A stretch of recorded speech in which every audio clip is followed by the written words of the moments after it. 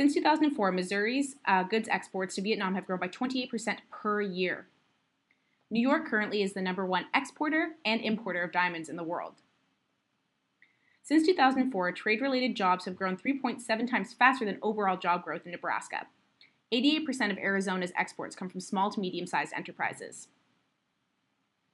Goods exports alone account for 9.5% of Illinois' GDP. And finally, in 2015, New Jersey was the largest exporter of eggplants in the world. This all showcases the important role that international trade and investment plays in growing state economies. 3 sectors that we found drive this growth, as they give a comparative and competitive advantage to the states, are agriculture,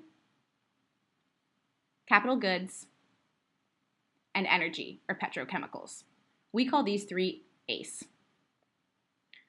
One important sector that transcends all of these sectors is supply chain logistics. And that's because it encompasses how ACE products are created, built, and shipped to market. Also, supply chains are very relevant to international trade and investment, as they cross not only state borders, but also national borders, as international and domestic investments enter and exit the United States.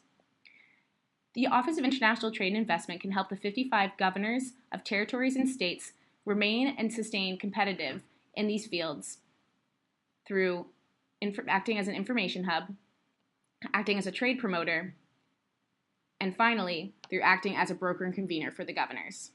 More specifically, as an information hub, we can provide market intelligence and timely policy discussions to the governors so they can remain competitive when they go abroad.